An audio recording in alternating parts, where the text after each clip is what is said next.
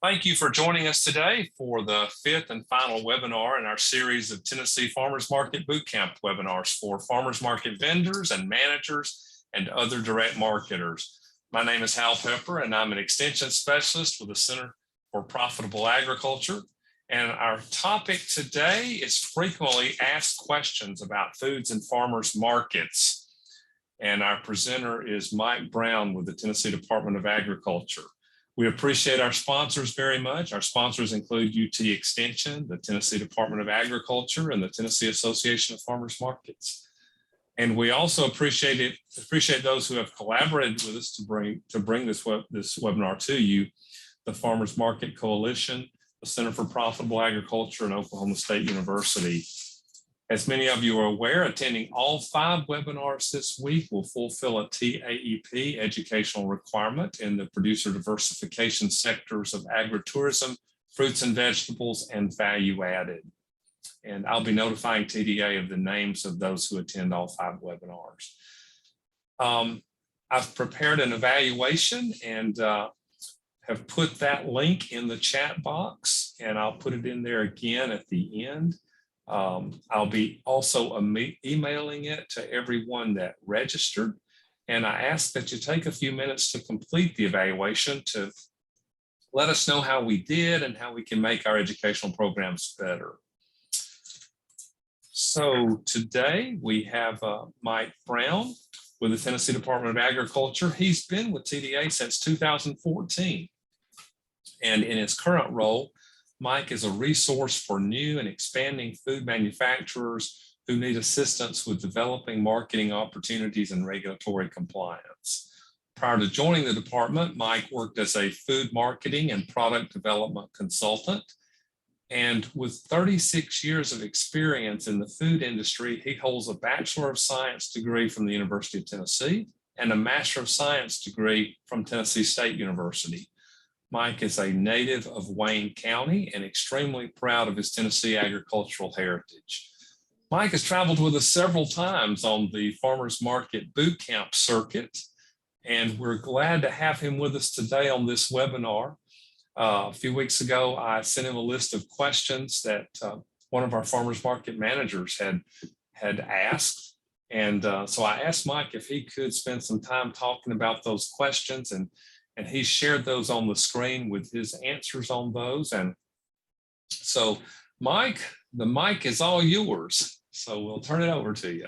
Well, thank you so much, Hal. Thanks for setting this up. And I appreciate everyone for being here today. I know there's a lot of places you can be on a beautiful Friday at noon or 1 o'clock in the East. And thanks for taking this hour to join us. So I'm very appreciative of that. I want to introduce Patricia Hart. She's on the she's on the webinar as well. And Patricia is with the Tennessee Department of Agriculture Consumer Industry Services Division and is on the front lines of regulatory compliance for food manufacturing. So I'm going to lean heavily on Patricia today. And Patricia, if there's anything I say that's not clear or needs some explanation, please jump in here. And I also have asked Hal to unmute everyone because these questions, when I went to answer these, some of them need more than just a one-line answer. And so what I did is I just did the best I could on the one line. And if we need to further explain that, we will. I wanted to do this first. I do have a copy of a regulatory PowerPoint that we normally use. It's a general overview of food manufacturing, a lot of food manufacturing categories. It's very general in nature, and but I want to make sure that we address questions first because I don't want to run out of time. And if a question has been submitted by one farmers market manager, I'm assuming that other managers and vendors have the questions as well. So if that's all right, and somebody give me a thumbs up if this is on the screen. Hal said it was. The first question is, I make homemade ice pops in my domestic kitchens. Everybody see that? Just want to make sure that's there.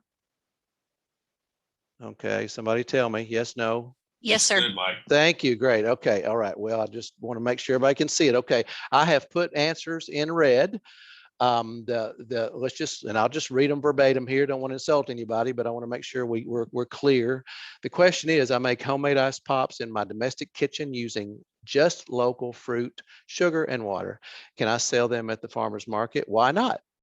Well, the short answer is that anything that requires temperature control for storage, just as a generality, is going to be considered a hazardous food. So any hazardous food requires a permit. So the answer to this one is this product will require a food manufacturing permit to be sold at the farmer's market. Any food that requires temperature control for storage is considered potentially hazardous, and that's the answer to the can I sell it at a farmer's market and why not? So the answer to that is no. Without a permit, you cannot. With a permit, you certainly could. Okay, and unless I hear some anybody needing further explanation about that, I'm just going to continue if that's all right. Mr. Brown? Yes. I plan to bring strawberries and was hoping to give free samples. Okay. Do I have to have any kind of permit for that? Samples normally are regulated by the county health department. You need to check with your county health department as far as their sample guidelines. When you say strawberries, just whole strawberries from the field, or are they going to be further processed? Okay. No, well, whole strawberries from the field will not require any permits as far as food manufacturing from us, but the sampling process certainly does. So check with your farmer's market manager. They should have that connection for you. And the reason I say that is I hear dramatically different stories from county to county as far as health department guidelines for sampling. So depending on where you are, just reach out to them and check with them. The health department. Okay. The county health department. That's correct. Thank you. Thanks for asking that. I'm glad you clarified that. Anything else on that question? This is a long list of questions, so I just want to make sure we get through them. So I'll keep moving if nobody has anything. Okay, question 2. It's a long question, but I'll just read the first part and answer it. I make homemade jams and jellies following USDA guidance regarding water bath canning. I sell them at the farmer's market. It continues to ask about specific methods that other vendors are using as far as open kettle and different kind of preservation. The bottom line is, and my answer in red there, is this type of product does not require a food manufacturing permit to be sold directly to the consumer. So the process that she's asking about here is not regulated at all. So in other words, you could choose to use whatever process that you deemed necessary for making this. And I strongly suggest that you, typically a jam and jelly is considered a non-potentially hazardous product. But if you have things like, that might be atypical jams like onion, for instance, or something that could possibly fall into a hazard category, I strongly suggest that you bring that to our attention, and we'll give you guidance on that. Normally, jams and jellies, the sugar content and the pectin content typically ties up the water activity to a point where it's a non-potentially hazardous product.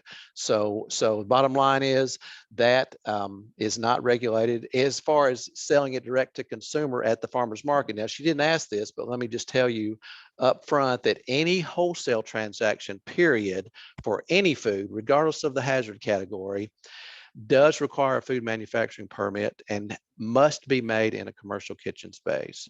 So, and that just goes for across the board. So hopefully that's a clear answer. If it's not, somebody chime in here. I just have a question about, I was thinking this year about making hot pepper jelly or something like that. So would that be considered hazardous because it's made with peppers and they're being cut up? Do I need to do that in a commercial kitchen? I am working on building a commercial, an inspected kitchen. So eventually that won't be an issue. I'm just not going to make it if I don't need to make it before the kitchen's finished. Absolutely. Yeah, go ahead, Patricia. Mike, can I speak to this? Absolutely. So when pepper jellies, savory jellies like onion and garlic, things like that, the real answer is it depends. And my suggestion would be that I would refer you to a process authority who would talk to you about your formulation of your product. You know, what are your ingredients and the amount of each that you put into your jelly. And Okay. they may even ask for the product to take a sample, Okay. because it may be something you could make at home. It may not.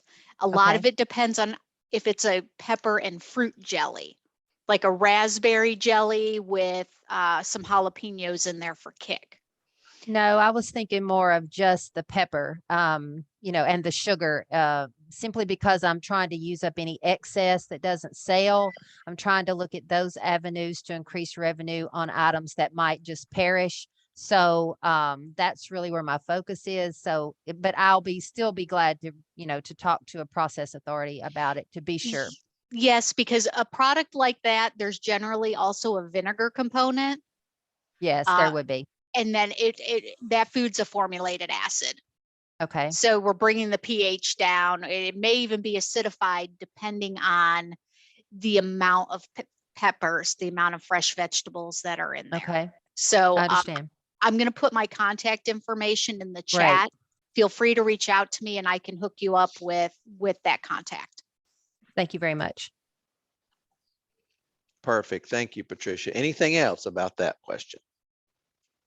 I do. I have a quick question regarding fermented food. Is that totally not even on the table as far as being able to sell?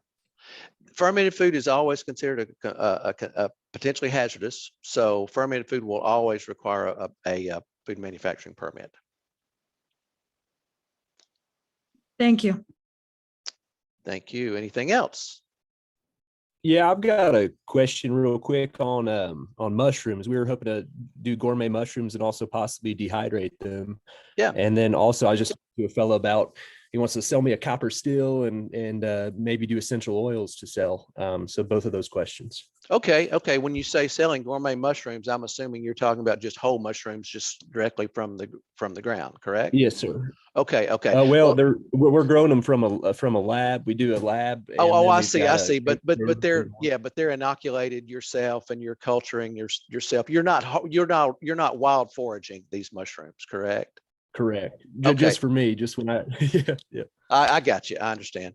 Well, I appreciate you bringing this up because this is a good opportunity to talk about just our general requirements for food manufacturing. Just take this one, for example. If you're harvesting something directly from the soil, from the substrate you have it in, and you're only selling it and the only knife that's used is the knife for harvest, then there's no permit connected to that as far as we're concerned. Now, when you alter that in one of three ways, you can alter it what I call mechanically, which is chopping it up, taking a knife to it, or slicing it, or cutting it in any way than it was harvested. That's a process. If you alter it physically, which would be cooking or freezing, then that's a process. If you alter it chemically, which would be pickling or any other kind of manipulation, that's a process as well. So just think about any eyes you're using to look at your sale of a product. Think about, okay, am I altering this from the form that it came out of the ground? And if the answer is yes, then more than likely it's going to be a permitted situation. Now, this one particular, the drying part of it certainly would be a permitted situation, and also the extracting of oil would be a permitting situation. I see. Well, hey, thank you so much. I appreciate that. Sure. Thank you. Okay, yeah, and I'm glad you brought that up because any questions that come up, this is not an exhaustive list of questions that we're looking at. So anything that comes up while we're talking, let's just go ahead and talk about it now, because I would much rather spend the hour addressing questions than going through some general PowerPoint that may or may not have any relevance. So let's continue with that. Third question down along the same lines, I see other vendors who sell jams and jellies that they make in the domestic kitchen using one-piece button lids rather than USDA recommended two-piece lids. Can I use one-piece button lids for my fruit preserves and sell them at the farmer's market? And essentially the answer to this is the same as the previous one. We do not permit the process for, if this is a non-potentially hazardous product and you can legally sell it with no permit, then we don't get involved in the packaging of that at all. So the answer to that is yes, you could sell it. Any comments about that? Any clarification? Okay, let's go to the next one. I sell honey and would like to put not, excuse me, I would like not put my full address on the jars. Is it required that I have a complete physical location address on my honey label? And the answer to that is yes, it is. It's always going to be required to put your physical address. There's actually a caveat to this. The FDA does allow you just to put your city, state, and zip code on the label. Now that's where just to make, if your address is readily available for people to be able to track that product back to where it was made, that's permissible. Otherwise, our guidance is always you need to put the physical address on the label. So on that note, the reason why people don't want to do that is honeybee theft. I mean, there's a lot of theft of those boxes. Absolutely, absolutely. I understand completely. And you know, with that in mind, you might just want to do the city, state, and zip code. And that's, you know, that's I think, I mean, I think certainly everybody understands that in today's world of tracking things over the internet. That's a reasonable. And Patricia, jump in here if you want to add anything about that. Can we do the Yes. business name instead of the personal name then? Yeah, business name is fine. Absolutely, business name is fine. Yeah, so I'll jump in really quick. So when a consumer looks at a package of food, no matter what it is, they have the right to know who made it, who is in charge, or who distributes it, and where they can find them if they need to. So I certainly understand the concerns for, you know, not only honeybee theft, but also if you're tying a product back to your residential home. I very much understand that concerns, but unfortunately, when you choose to sell food, the obligation is that the consumer has the right to the information. So we tell people legal name, you know, a name that identifies. So if you have Susie's Honey Farm as opposed to Susan Smith, you know, for your name. And then if you have another address that you can use it as a corporate address, there are some ways that can be done, but ultimately the consumer does have the right to know the legal entity that it was in charge of producing their food and where they're located. Can I ask a complicated, but it's a question on that is, what if I have two locations? Do I have to use the one that the hives and the honey processing occurs at? No. It's the process location. It's the Yeah. process location is what we need. So if the that'd hives be are where I collect the honey. well, may or maybe not. I mean, I don't know. It depends on your situation. If your honey is on your farm and it's moved to another location for processing, for bottling, you know, it could be two different addresses. I would pick one corporate address that all of your licenses and taxes and all that kind of funnel through. Okay, thank you. So I'm sorry, just to but con- oh, yeah, sorry. go ahead. Just, Go ahead. Just to confirm, so even if we're selling jams, honey, dog treats, just for an example, we are only required to put the city, state, and zip, and then the business name. I'm just concerned because in my town, they're going so far as siphoning gas from people's cars. So the less direct contact to me, the better, I guess. Sure. Well, what Patricia said is exactly right. The FDA's guidance on that, and I'll give you an example. If you look at a bottle of Coca-Cola, it will say Coca-Cola USA, Atlanta, Georgia, and have the zip code. It does not say an address.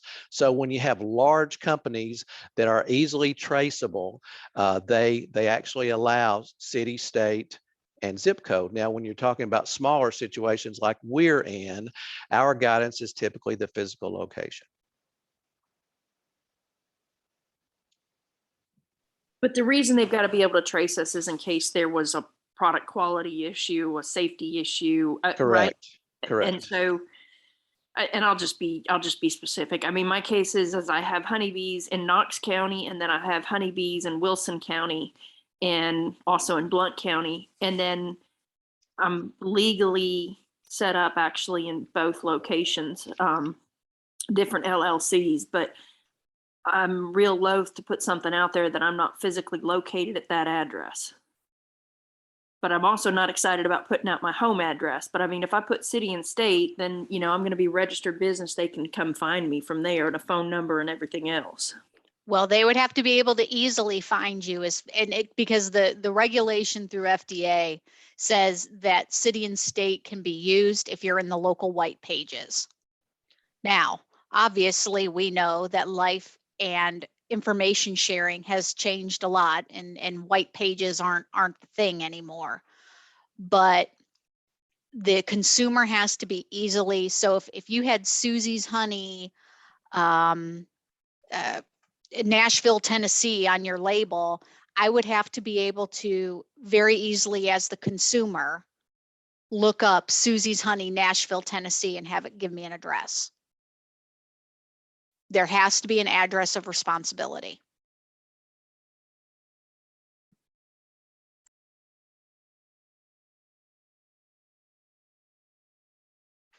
Any further discussion about that? I think Hal's got his I got a hand question up. on that one. Yes, go ahead.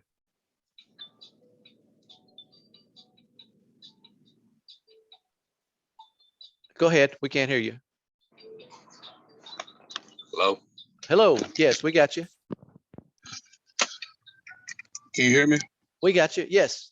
Okay. Yeah. My question is, can we use our legal registered agent the same that we use as our Tennessee incorporation? Well, it's the entity. Absolutely. I mean, the big thing is that it's traceable back to the entity that actually manufactured the food. Okay, because the only reason why I say that is because, you know, when we fill out for our corporation, you know, we had to put a registered agent. Right. And right. so my whole thing is that can, you know, for in order to receive legal documents. So I'm wondering, can we use the attorney's address as the legal agent? You know. No, not typically. And Patricia, Okay. chime in on this, but she has more experience, you know, dealing with labels than I do. But normally, it's the actual entity that actually touched the food. You know, that actually manufactured the food. Understood. That is correct. Okay. All right. Okay. In the interest of time, let's keep moving here. Unless anybody else has something else. Mike, if I could just jump in just for a second. Yeah. I'm trying to monitor our list of attendees so that I can document for TAEP attendance. I've got one phone number that's connected with a 931 area code. The next numbers are 510-1967. Could you unmute and just tell me your first and last name and your business name so that I can record that? Again, that number is 931-510-1967. Could you hit *6 on your phone to unmute and let us know who you are?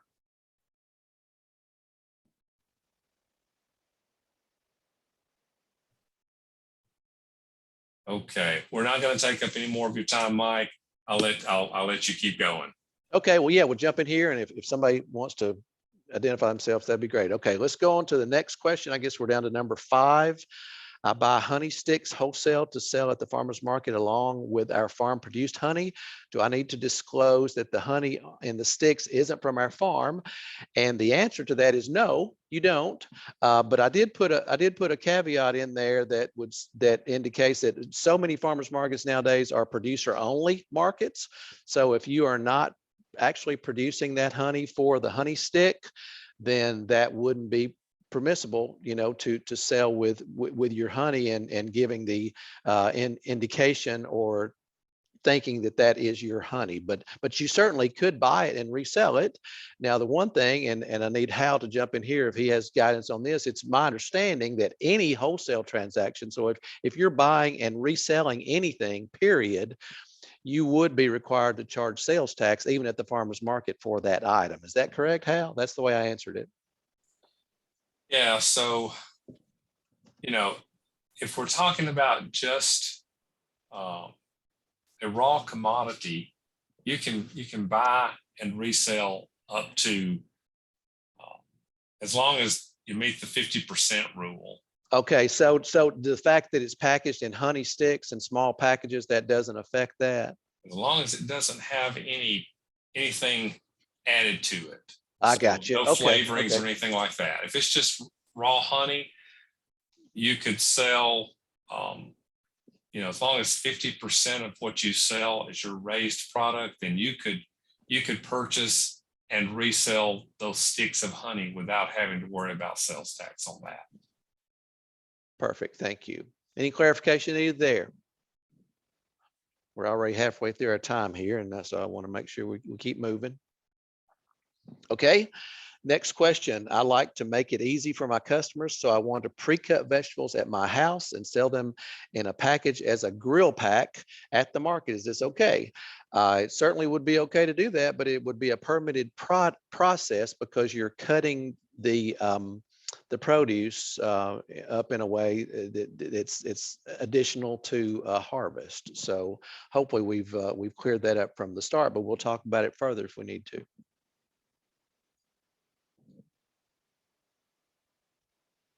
Okay, let's keep going. I sell home baked breads and muffins, and I don't want to put my home address on the labels.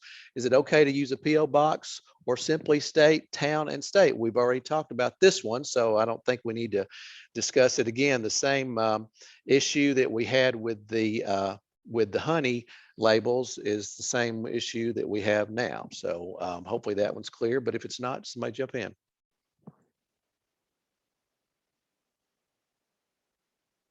Okay, let's keep going.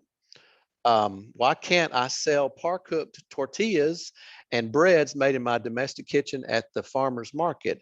Well, my answer was that you can with proper labeling, but after I see this again, I know that some par-cooked tortillas do come frozen. And if it's a situation where the tortilla is not fully cooked and would fall in a non-hazardous category, then that would be a temperature controlled food and certainly would require a food manufacturing permit. So it depends on the state of the tortillas. Breads normally are non-hazardous unless there's some kind of dairy product in there that's maybe a icing or something that requires refrigeration. Normally breads are non-potentially hazardous. So you could cook those, you could make those in your domestic kitchen, sell them at a farmer's market, make sure your labeling is correct. And this probably would be a good time to talk about labeling. And if we have time at the end, I may just pull up my slide on labeling because that might clear up some confusion as well. So is everybody clear on that one? Okay, let's keep going. I make gluten-free breads and sell them as such. Is it okay to put gluten-free on my labels? My question is yes. Certainly you can document your ingredients, but I did put a note here. If you're making this product in a home kitchen that is not certified gluten-free, this is a tremendous hazard because gluten celiac patients are extremely sensitive. So if you've made something in your kitchen that contained gluten and then you clean it the best you can and then continue to make something that you call gluten-free, that's definitely a potential problem for a celiac or a gluten intolerant person. So while this technically is okay to do, I would be extremely careful doing that. Does anybody need any further explanation on that one? This would be similar to just say if you were making peanut butter cookies in your home kitchen, and then the next batch afterward is the next batch after is sugar cookies, and someone comes up to you at the farmer's market and buys your sugar cookies and they say, are there any peanuts in this? And you say, well, no, there's not. Well, that'd be a tricky situation just because of the sanitation that it's needed between processes. So yes, Amy, go ahead. Okay, so I'm starting a farmer's market, and I have one vendor who is a baker and is making gluten-free things. So sorry, somebody's calling me at the same time. Anyway, so she's making gluten-free and regular things in her home kitchen. So I need to tell her that, how should I address that? Well, that a lot of that's going to be your call, Emmy. I mean, technically that's okay to do that. You might want to have her document her sanitation between. That's just an extra step that maybe you could take, and just reiterate the fact that you know, she's making a gluten-free product in a kitchen that has gluten in it. And just to give you a little bit of background and for her information, a commercial gluten-free kitchen never ever has gluten in it, period. If it's certified as a gluten-free kitchen, it's only gluten-free items.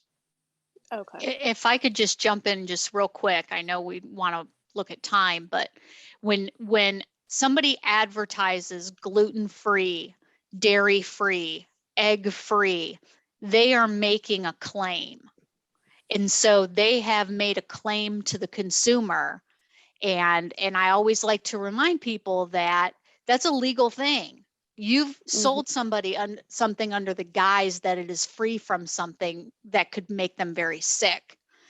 And if you say it's gluten-free, but on your ingredients label, you have a little disclaimer that says made in a kitchen that also has wheat and milk and shellfish or whatnot, or may contain wheat, shellfish, peanuts, whatever, that is not an acceptable solution to allergen cross-contamination. So it's either has to be listed as an ingredient or it's not allowed to be there.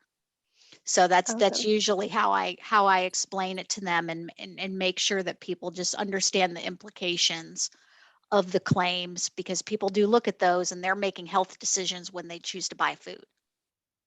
Okay. All right. Got it. Thank you so much. I actually do bake gluten-free, and I claim that mine are gluten-free, but I am gluten intolerant. And my kitchen, I do it in my home kitchen. When I get my new kitchen built, it'll be dedicated and there won't be anything there. But I tell my customers when they come and ask questions, I tell them, I say, my kitchen is not dedicated gluten-free, but all my utensils are. I don't share utensils. In fact, I have all separate pans, all separate measuring utensils. Everything is stored in a separate place. And then I just make sure I sanitize the kitchen really well. I have a certain section I use.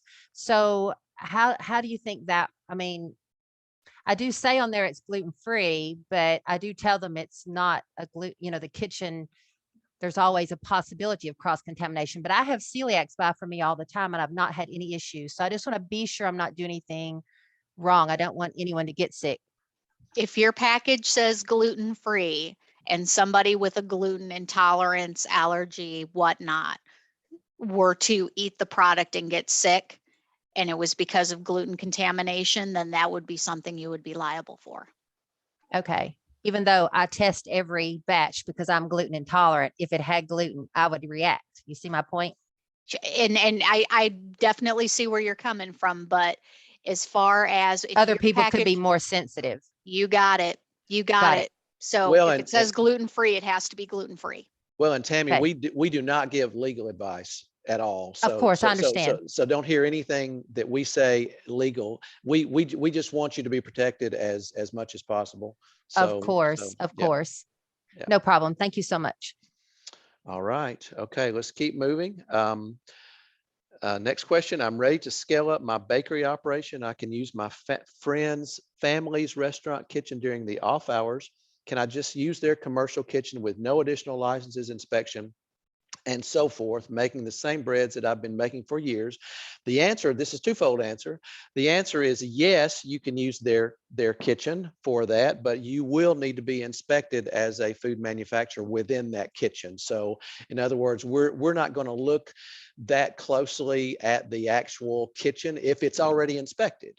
And put strong emphasis on that. If your friend is up to date on their county health department permit, and you are processing there in off hours when they're closed and they're not open for any of their normal business, this is, you know, in the middle of the night or whenever you can do it, we certainly would permit you for your process within that kitchen. Let me make sure I'm covering that right. Yes, and the way I answer it here is, if you wish to get into the wholesale situation, you'll need to get a permit for production. But actually, I guess the other answer to this would be, if it's a traditional bakery and it could be made in a home kitchen with no permitting, and sold directly to the consumer, then it certainly could be made in a commercial kitchen with no direct to the consumer as well. So the same requirements apply to both situations. And I know that's kind of a convoluted answer, but I wasn't sure if they were asking here if they wanted to get into a wholesale situation or direct to consumer. So if anybody has anything to add about that, jump in here. Okay, I sell fried pies that I make in my domestic kitchen at the farmer's market. Making labels is time consuming. I don't have a computer or a printer. Is it okay to just have a placard or label at my booth rather than on each fried pie? The answer to that is no. Each pie needs to be labeled appropriately with ingredients, traceability, address, weight, etc. Okay, nothing there. Hal, you still are showing your hand up. You have something to add here? I think it's someone that signed in with my link, Mike. So I see. I'm not sure Okay. their name, and that hand has been up for a while, but this is a good Okay. opportunity. If you have a question and you'd like to ask it, please do that now.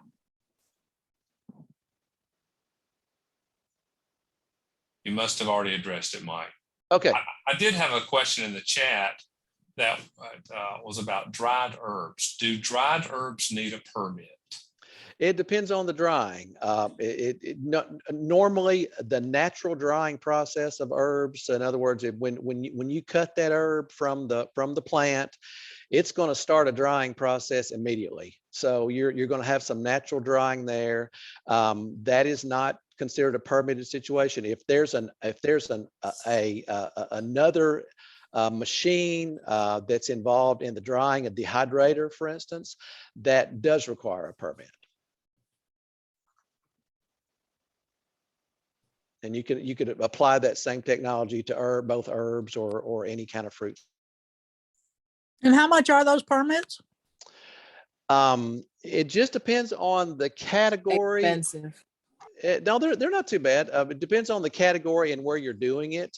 And Patricia will be a better resource about this than me. I'll give you an example. If you're in a commercial kitchen space and you're making a non-potentially hazardous product and it's a rental kitchen, that yearly permit is $50. For a non-potentially hazardous or a low risk. If it's a medium risk, it's $100. If it's a high risk, it's $150. Now, if you're in your own commercial space, prices do go up depending on the size of that entity. So basically, it's based on the square footage of your commercial kitchen. The top end of, like, just say you were making a high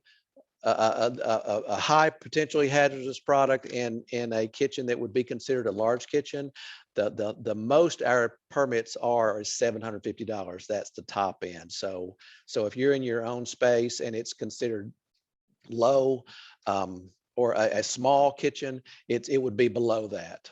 So I say all that to say it really it's determinant on the risk level of your product and the size of your kitchen. Mike, I see a question in the chat. What type of permit is needed for vanilla extract and maple syrup? Normally, that's going to be largely based on the recipe. And when you say vanilla extract, most of the time extracts are alcohol based, but not all are alcohol based. So we would need to look at both of those processes specifically to make that determination. Good. And another question about herbs. If the herbs are dried on a rack, but not in a dehydrator, then would they still not need a permit? Correct. It would not, because that's just a natural drying. That's exactly right. And another question, if I make beef jerky, is that included in the farm-based retail meat permit? It is not. No, it's a further process. And the way you could see that, Hal, is if I have a farm-based retail meat permit, I only have a permit to sell meat that is already packaged at a USDA facility. So if that package has been compromised in any way, so in other words, if you've cut it open to further process it into beef jerky, that's a separate process from the farm-based retail meat permit. So you're talking about two separate permits there. Someone has asked, who do we contact for a high-risk permit? You can run that through me, and I can move it on. Typically, Patricia is the one that reviews that, or someone in CIS, but I certainly can be the conduit for that discussion. So my information should be available here, and I'll put a slide up later with all my contact information as well, and you can just run it through me. Okay, and another question, what permit do I need to can and sell hot sauce from peppers grown at my farm? Yeah, that'd be a food manufacturing permit. Depends on the recipe. If it's a smooth sauce, like a typical barbecue sauce, that's going to be what we call a formulated acid food. That's a moderately risky product. If it's whole peppers and chunks, kind of like salsa or other chow chow or something like that, that always falls in a high risk category. So it depends on what you're doing, but both of those products, regardless of how it falls out, would certainly require a food manufacturing permit. All right, good. Thank you, Mike. Okay, good questions. Thank you. Another question. Who do I need to talk to about specific information in building an inspected kitchen on our farm? Yes, you can send that plan to me. What we normally do, we don't have an official review process for that. Normally what we do is we'll ask people to send in kind of a schematic or just a general drawing of their plans. We actually work closely with Dr. Mark Morgan at the University of Tennessee, and Dr. Morgan is a nationally recognized expert in hygienic design. So many times we'll get him involved, and his services are free as part of the extension service. And so just the best thing that I can recommend to you to do is just send in just a diagram of what you're planning on doing. It does not have to be professionally drawn. You can do it on a computer program, or just do it pencil on paper and scan it into the computer, and we'll take a look at it. Normally, that type of drawing is an excellent starting place to determine, if you're missing something. Okay, so I would email that to you? Yes, you can email it to me, and I'll be the conduit to get the ball rolling on that. Okay, and is your email address listed? I may have missed it, or can I get that? Yeah, you know what? Hal, would you mind putting it in the chat box? Thank you so much. It's mike.f.brown@tn.gov. And it actually will be on a slide here, but I'm afraid we're not going to have time to get to my slides, but I'll just make a point to get to that. We still have a couple of questions here. Go ahead, Hal. Yeah, so there's a question here from a manager of a farmer's market regarding a commercial kitchen. She has a vendor that is a manager at their elementary school's cafeteria. That is a commercial kitchen. What can she make in this kitchen? She's a baker.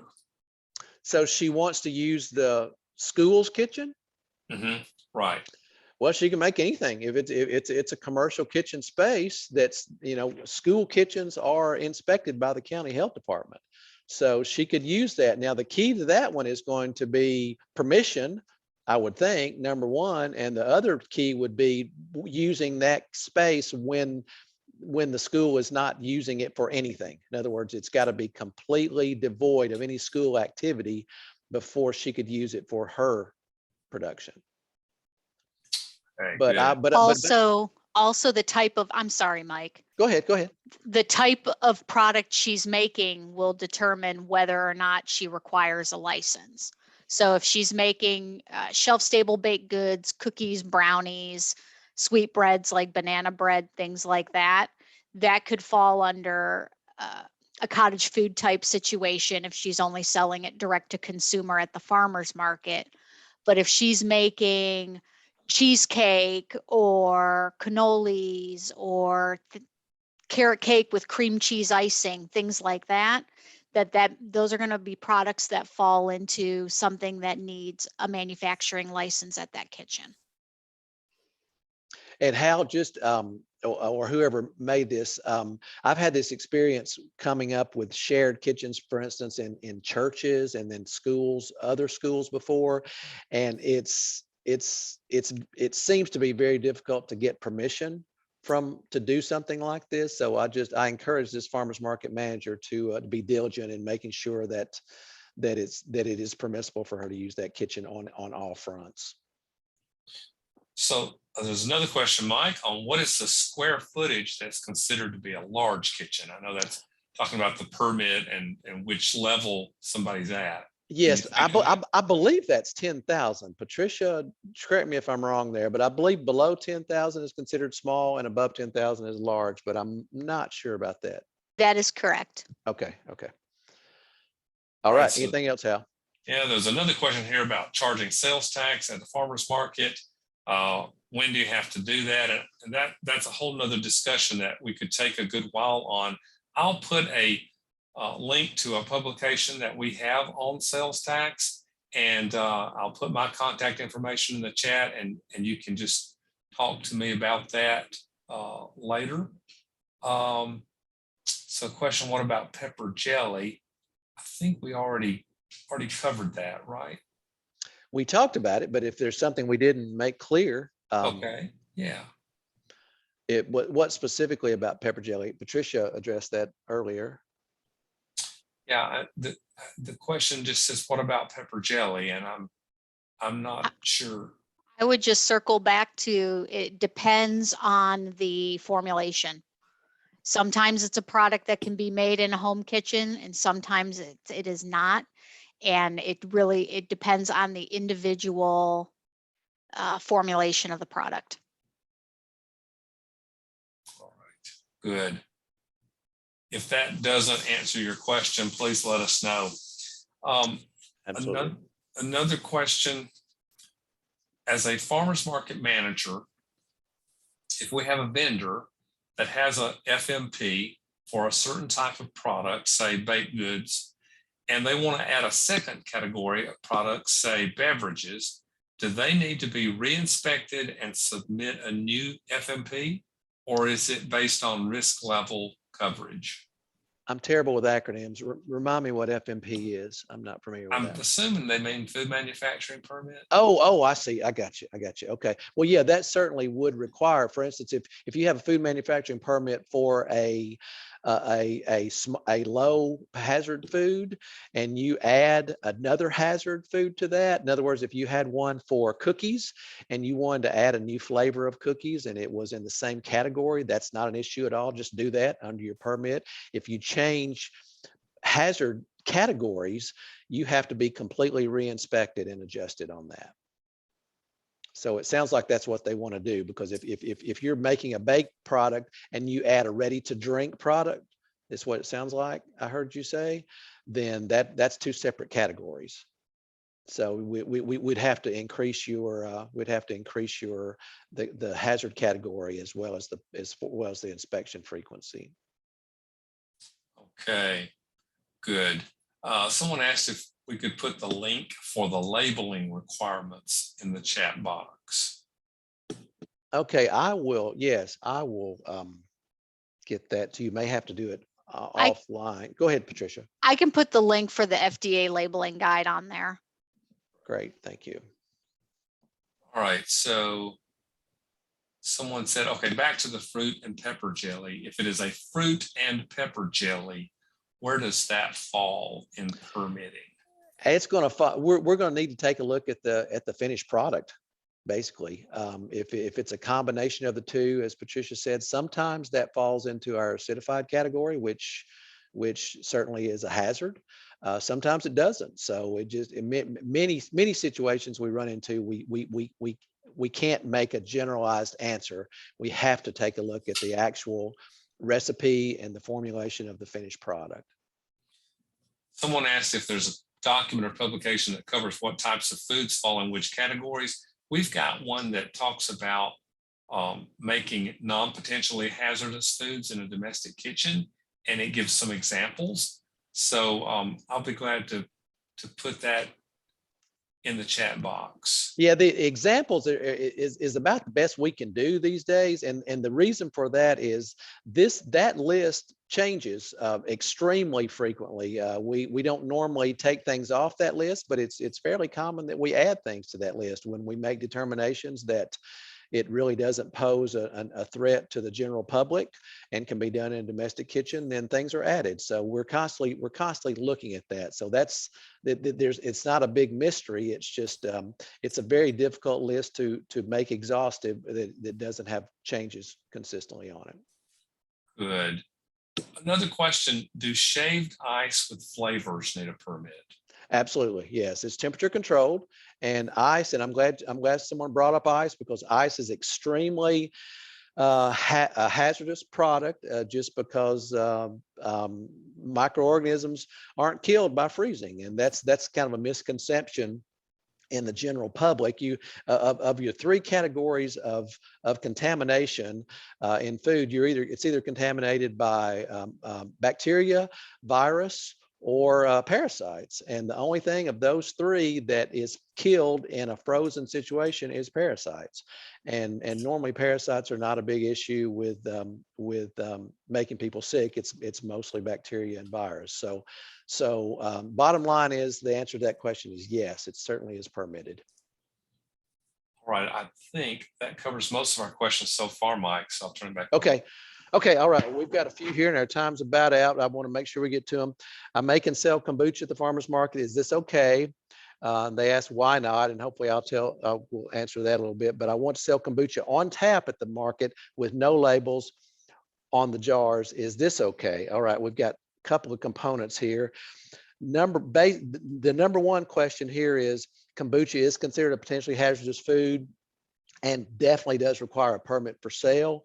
The reason for this is it's a fermented product, even though it's not going to be considered a high risk product. Any kind of fermented product normally with our standards, it falls in the moderately risky category. Anything that's ready to consume with no further process step after the purchase is typically going to be in at least a moderate or high risk, most of the time high risk product. So that's the reason for that. If you want to sell it on tap to order, that's going to be covered by your county health department, for just very similar to if you were making a hamburger for somebody or preparing anything as they order it to drink immediately, and there's no shelf life connected to it. So that we're talking about two separate scenarios, and that may not be clear. So jump in here if that one needs further explanation.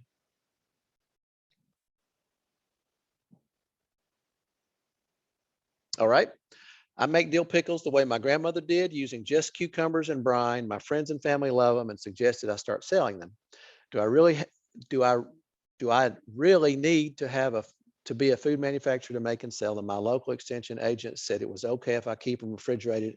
I'm so glad this question was asked, because this happens a lot, where you get misinformation at the extension level, and this is not their fault. This is our fault for not being better communicators. We constantly work on communications with extension offices, and we do our best on that one, but there's still some misinformation around. So this is a case where this was some misinformation given, because this scenario certainly would require that you have a food manufacturing permit, regardless of them being refrigerated or not. Now, the refrigerated status normally lands a product at the moderately risky level instead of the high risk typically, but we'd have to take a look at your finished product to determine that. So I know that's a little bit of a confusing answer as well. So do I need to explain that any further. Okay, getting close here. I sell country ham that we make at home. We buy USDA inspected pork at our local grocery store that we make country ham and repackage it to sell at the farmer's market. Is it okay? Why not? It's USDA inspected. Okay, the bottom line is here, every I won't put you on hold just a second here. Hang on. I'm sorry for that, but I've got, well, you'll have to put it off a couple minutes. 15 minutes. Yeah, thank you.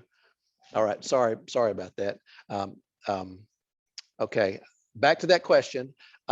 Regardless of USDA inspected meat or not, if that's compromised, if the package is compromised in any way, so in other words, if it's opened, if it's cut, and that meat is exposed to any environment, then that must be an inspected process. So regardless of what you start with, if they go to the grocery store and buy USDA meat, when they open that package, that's a permitted situation. And forgive me for that interruption there. I got a little sidetracked. So anything there?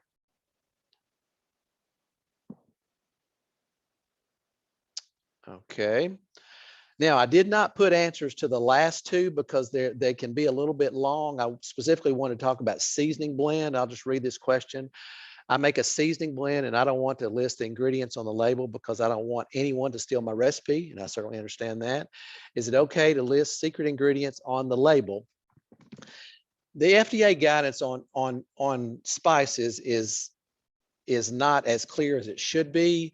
The one thing you need to know about this type product is normally a seasoning blend has a base of some kind. It might be salt, it might be garlic salt, it might be chili pepper, it might be cayenne pepper, whatever that base is needs to be listed. Now, when you get down to the area where you have a negligible amount, and that I use that term loosely, it's just a small amount of spice that is the distinguishing factor of your specific blend, then you can use the word proprietary spice blend. And she asked here if you can put secret ingredients. That's not appropriate for an ingredient list, but the word proprietary spice blend is appropriate, and that's an FDA approved approved way to list that. Now, the one caveat to that is, and I can't think of an example for this, but if you had a spice that contained an allergen of some way, like I said, I can't think of an example, but if you had a spice that contained an allergen, you would have to disclose that allergen was contained in that spice. So you could not use the proprietary marker for that. It also, in another gray area that FDA throws out there, they have to actually be spices. So things that are not spices and that need to be disclosed are things like garlic, onion, both in granulated form, because those are pulped vegetables. So those aren't spices, that's a vegetable component. Paprika is the same way. It is a pulped pepper. So when we're talking about spices, some of the things that I have in my spice cabinet they're all spices. I've got a spice cabinet, it's all the things in there. But when it comes down to things like onion, garlic, paprika, salt, any form of pepper, then those things have to be disclosed by name on the label. Thank you, Patricia. That's very helpful. And that's exactly, yeah, I appreciate you jumping in there. That can be a little bit, as we said earlier, the FDA guidance is a little bit fuzzy on it. Yeah. So any other questions about that one? Okay. All right. The last question, and this one could take a lot of time, so we might want to just maybe talk offline or share my email if anyone has any specifics on this, because this category alone could take a couple hours to really address everything on it. But the last question is lots of questions about sauces, chow chow, and so forth. Folks don't seem to fully understand the meaning of acidified foods or why the things that they have always eaten and bought can't simply be made and sold. Once folks are clear that they can't pressure can foods at home and sell them, then the questions about refrigerator pickles and fresh sauces come up. As a rule, and actually this is a good time, I'm going to stop sharing this slide and pull up a PowerPoint and just show you a couple of slides on the PowerPoint. Would that be okay, Hal? You think, are we okay? I know our time is up, but I wanted to at least address this if we can. Oh, yeah, that's fine. You Okay. can spend whatever time you want to, Mike. Okay, well, okay, let me find my, okay, I don't see my share. I stopped sharing that and my share button didn't come back up, Hal. Oh, there it is. There it is. Okay, let me do that. Try to find the, well, where is it?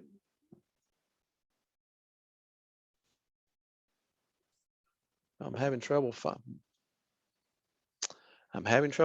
it, Hal. Hang on here a Well, second. you're sharing now. You're sharing a web browser page. Yeah, I didn't want to be doing that. Okay, so let me stop sharing that. And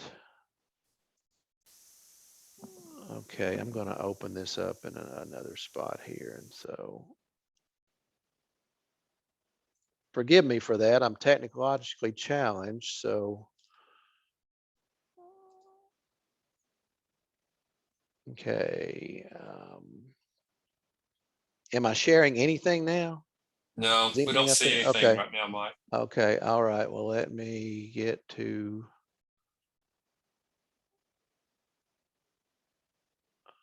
Okay.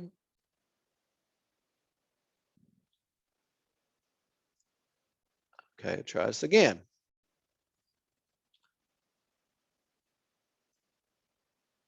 All right. There it is. Let's try that.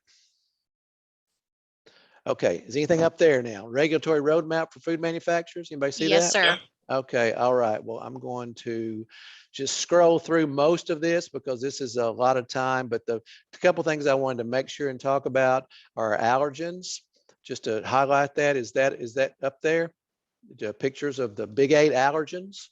Yes. Yes. Okay. Well, these are the big 8 in the United States. There's actually 1 or 2, I believe, that are upcoming that will be added to this list pretty quickly. A lot of countries there's some countries have the big 12, for instance. A lot of times they're spice based. And I believe the next one we have planning to be added to ours, I believe, is ginger. And correct me if I'm wrong. Sesame. Sesame. So Sesame, that's sesame right. was Yeah. identified in the FAST Act that Yeah. passed last year and will be required on labels starting January 1, 2023. Perfect. Okay, that's great. Thank you, Patricia. And sesame is a great example. The ones I'm hearing about that are being considered are pretty much all either root based or spice based, which of course a lot of spices come from roots. So anyway, so just know that. But right now, these are the 8 you have to deal with. So if you have any of these in your products, make sure you're diligent on your label. I've got a copy of advisory statement. These advisory statements are not required, but they're strongly suggested. You actually can just list those in your ingredients in bold, in parentheses next to the product, and that's okay as far as the FDA is concerned. By far, the preferred way to do this is an advisory statement similar to one that you're seeing here at the bottom that says contains milk, nut, and soy ingredients. So any questions about that one? This is not something you want to mess around with, specifically with nut allergies, because it's life or death to people that are extremely sensitive to that. All right, nothing else there? Okay, I want to just show you a couple of, actually, first thing I'm going to do is I'm going to show you a front page of this is a document that the UT Extension Service put together several years ago for us with guidance for acidified foods.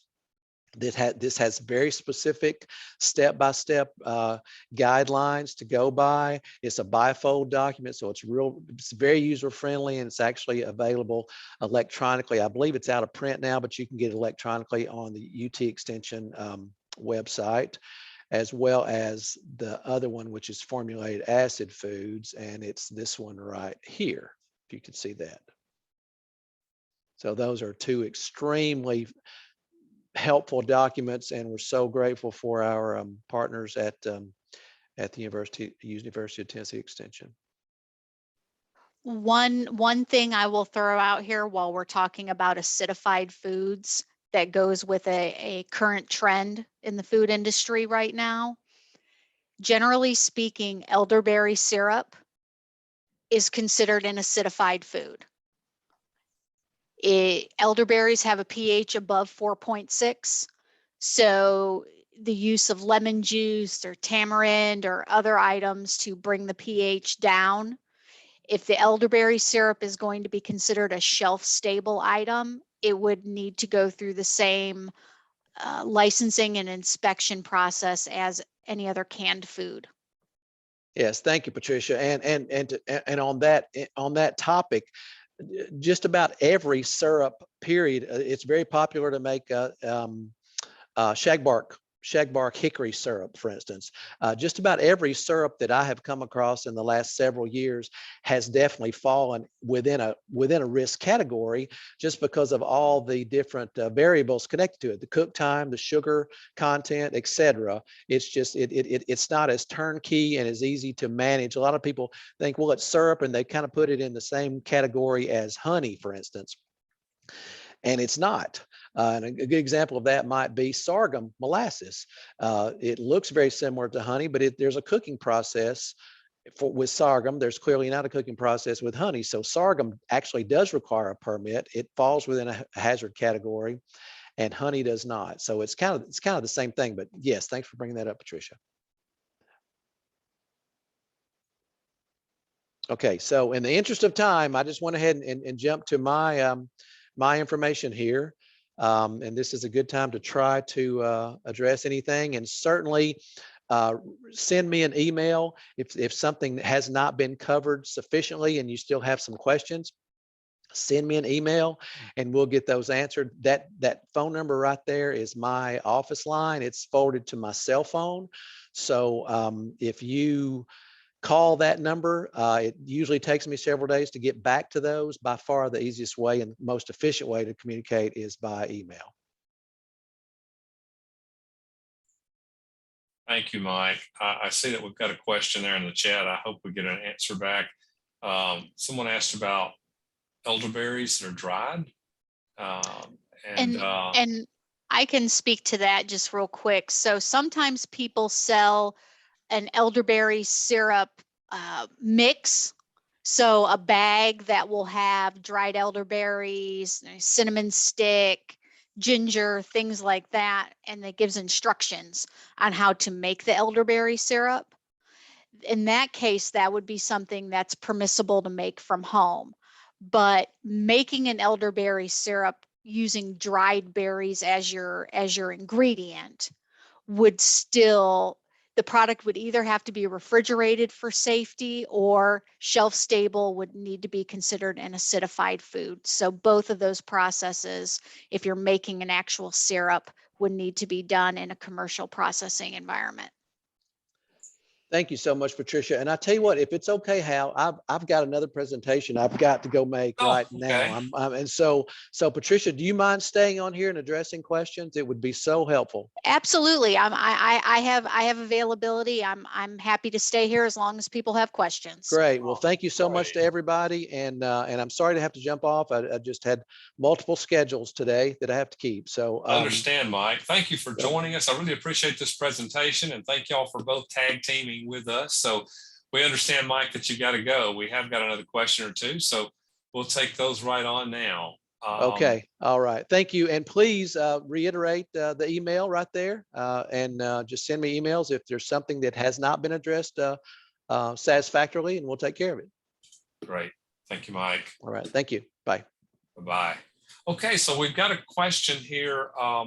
about, well, now I've kind of lost it in my chat, but it was about making sorghum as a day event for people to take home. Or do they have to have a manufacturing process? And what if they make it outdoors? Patricia, can you address that?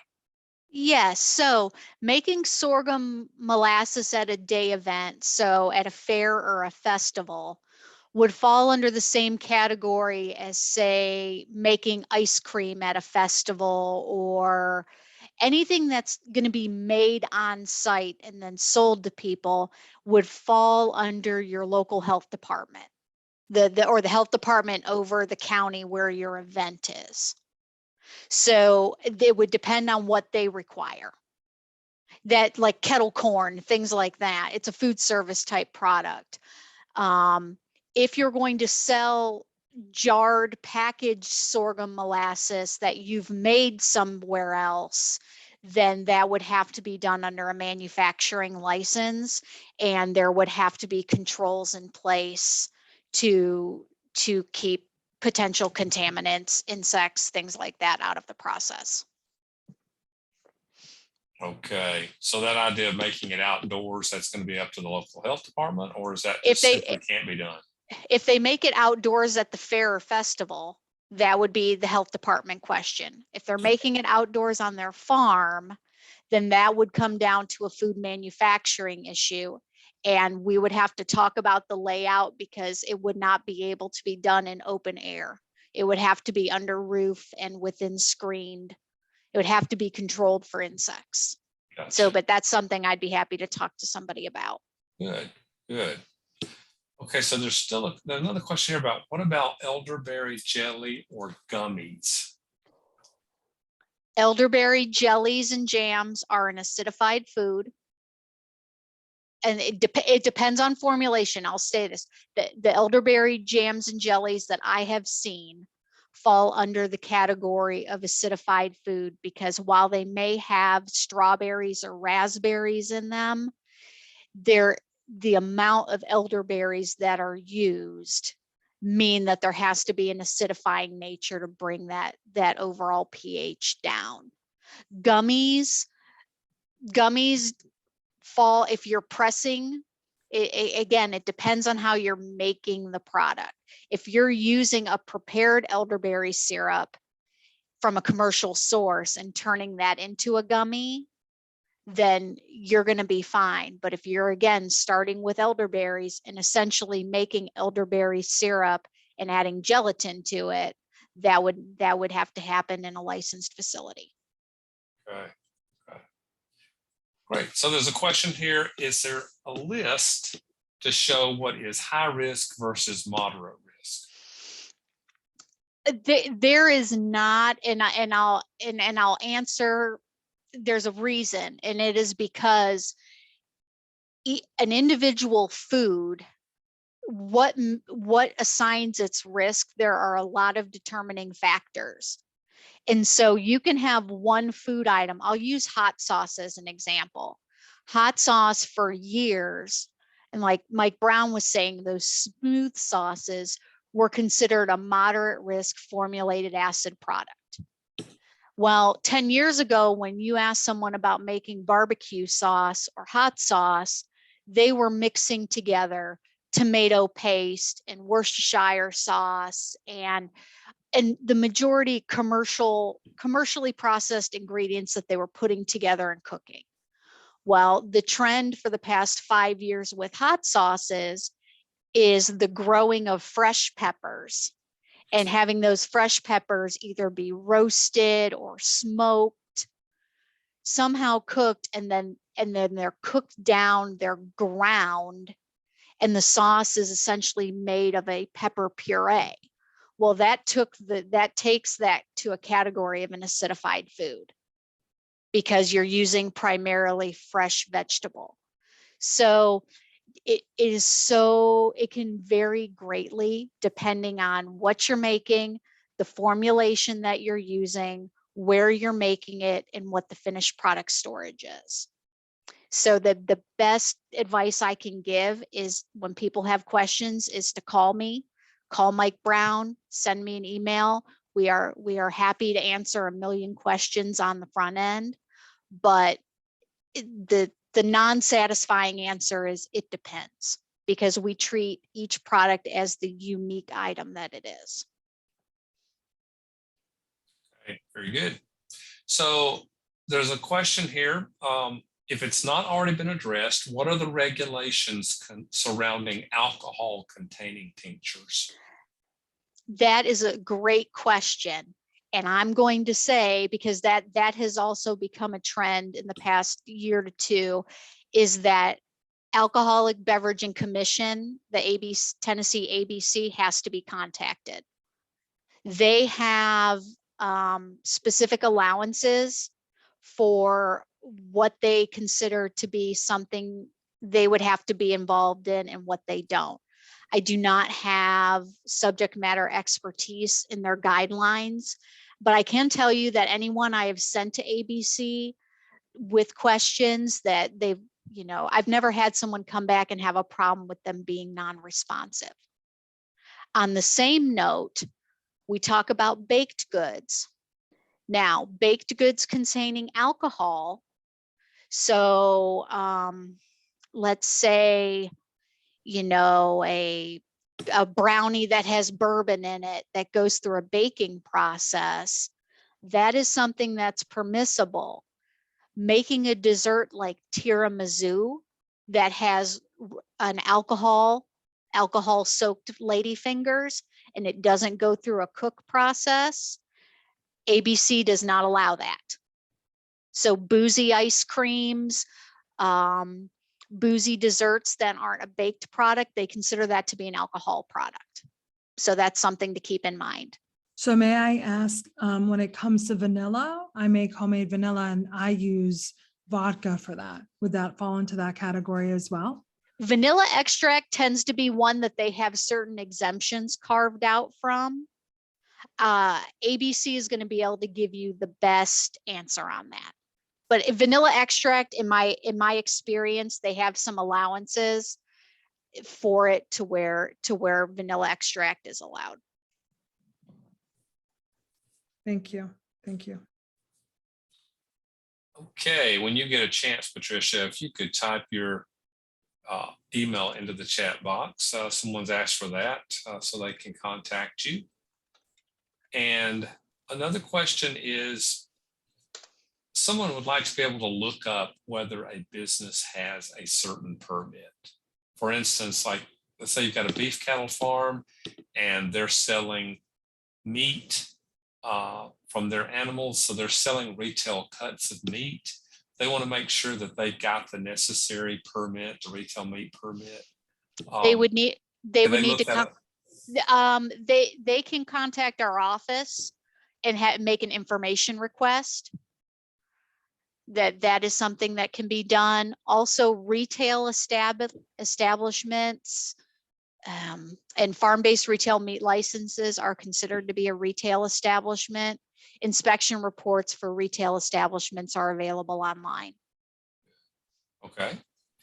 All right. But I tell people who are going to be hosting markets or possibly opening up like a farm store on their property where they're going to be bringing in other locally produced items. If you have questions about sourcing, please call our office. We would be happy to help.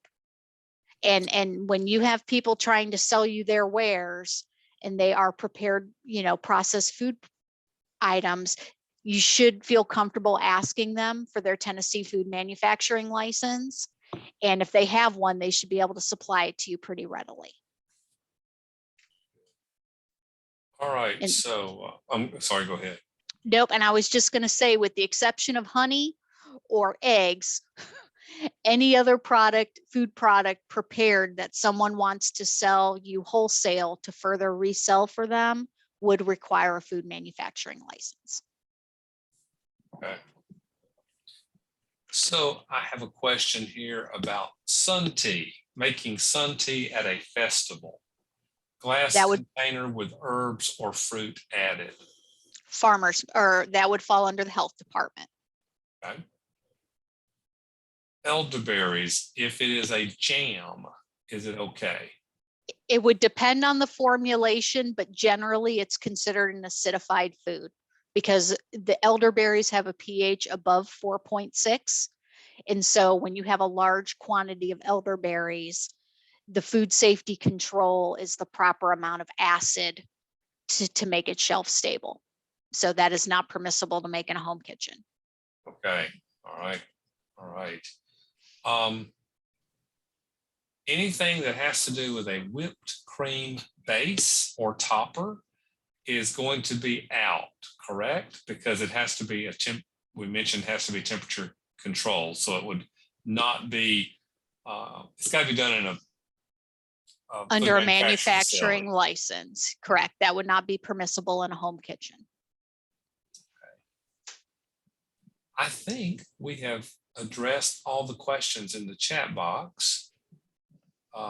If you can hang on for another minute or two, just in case we have some more questions, that'd be great. I really appreciate your staying with us, Patricia. This has been really helpful. No, and I really want, sometimes these types of sessions, it can feel like we're saying a lot of no, no, no, and I totally understand that. But communicating with us, me on the front end, there are sometimes ways that we can help give you some guidance or maybe help you look at something a different way, to where if there are some small changes made on the producer side, they might be able to do what they want to do. So please don't ever be afraid of communicating with our department. We want businesses to thrive in Tennessee. Our only goal is to make sure safe, wholesome, and food is honestly presented to the public. And if there are exemptions that allow you to do what you're wanting to do, if there are exemptions in the law, we want you to understand what they are and to be able to use those to your advantage. Because the reality is the exemptions are there because there is science, there's knowledge that backs up why the exemption is safe to have it in place without endangering the public. Very good. Got another question here about fudge from a farmer's market vendor. What about goat milk fudge? Is that okay? It depends if it requires refrigeration or not for safety. So goat milk fudge, well, a couple things. Now, if the goat milk fudge is made with raw milk, no, that is not. So that is something that we see pretty often, is that the goat milk fudge is made by a goat farm with unpasteurized milk. That would not be a permissible item unless it is sold under as part of a herd share type setup that raw milk could factor in. If it's made with a pasteurized goat's milk and it does not require refrigeration for safety, then that could be made at home. It depends on the formulation. Sometimes what we can do is give you a connection with a food scientist to test the water activity. Okay, good. Lots of great questions. I'm really excited about all the questions you guys have had. It made for a very interesting and informative webinar. So I know it may have been a bit of a challenge for our speakers to address so many different questions at once, but y'all did an outstanding job of addressing those. So thank you. Is it okay if we ask a verbal question at this point? Please do. Okay. So I'm the molasses question. So we've piloted with friends and family, not going commercial, but our plan was to go to commercial this year on molasses and to have an event to grow the sorghum, to cut it down, to do it on site, and to make the molasses. So it sounds like there's a pathway to being able to do that, but it's going to have to be almost fabricating some kind of indoor type facility to actually do the cooking in. Is that correct? Yes. And so we have some producers in Tennessee that essentially build, you know, a pavilion type structure on a concrete or paved slab, and then they will use screening. So it has to be paved. It would, yeah. So we have to think about it with when you look at food manufacturing, you're talking about smooth and easily cleanable surfaces. Okay. And so, yeah, so we would look for it to be on a hard surface. Okay. And then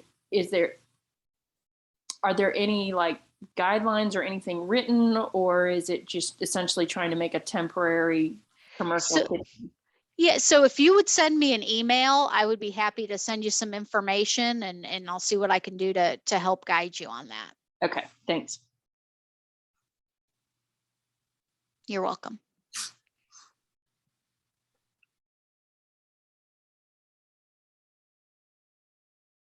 All right, anybody else have questions? The inspector lady's still here. Yeah, I want to ask about if we want to do our own bottled tea. That would require a manufacturing license in a commercial facility. Okay.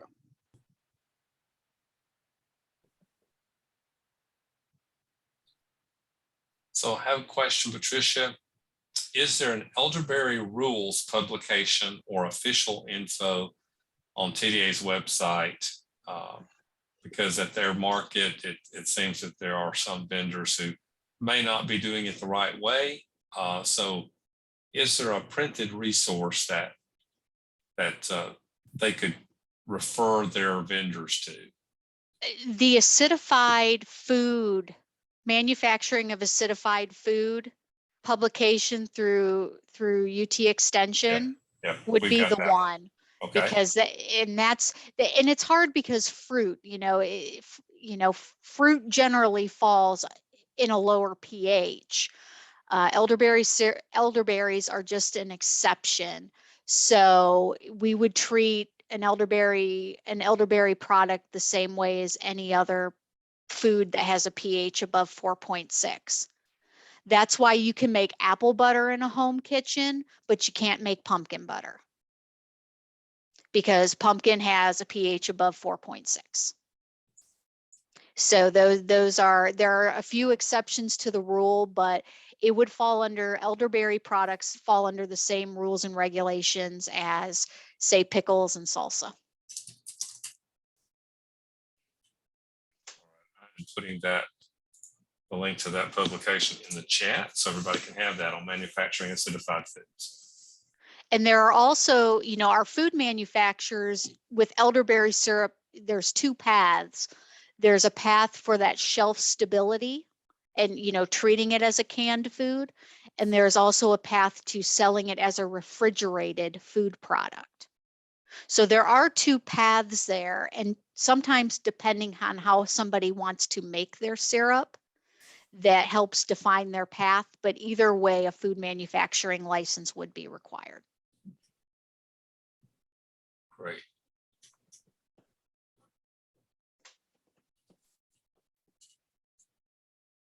We still have a number of people who are connected. So I hope if you have a question that you'll take advantage of this opportunity to ask it. And that way all of us can benefit from the answer.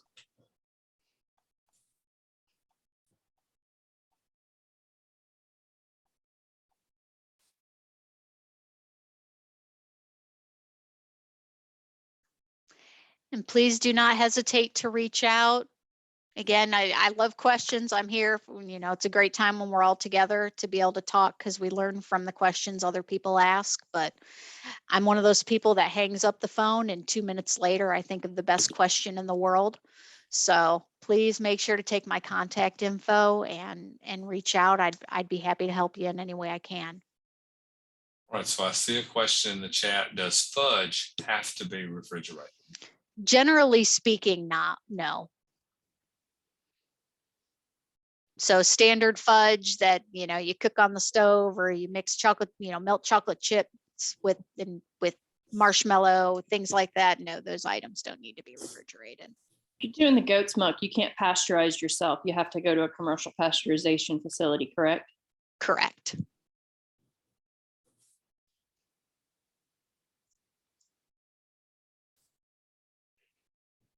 Okay, so someone has asked if they can send you their jelly or jam recipes, or is that the processing authority? Yeah, so what I would like to do, send me an email, Miss Randolph, and I would be happy to. We have a few. There's Mark Morgan over at UT Knoxville, and there is Dr. Aliar Fuladka at TSU. Both are wonderful to work with, and I would be happy to send you their contact information. So a question was asked and answered regarding alcohol tinctures. What about herbal tinctures made in glycerin or oil? So that's an interesting subject because we've had that come up, and we've involved some food scientists, and generally speaking, that's not something that the problem when you have glycerin or oil is those are by nature an anaerobic environment. So when you don't have oxygen, you provide an environment for botulism to grow.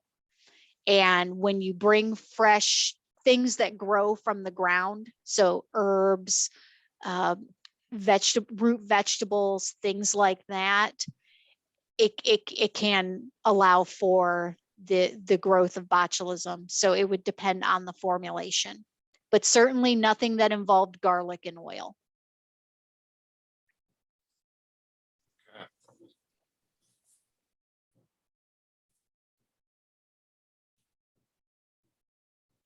Fire cider.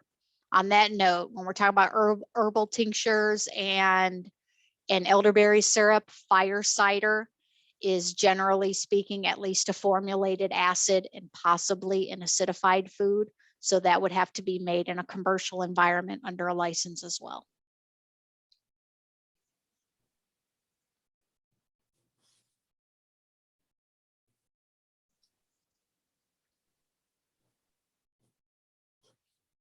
Okay, well, I think that's probably going to wrap us up for today. I will leave this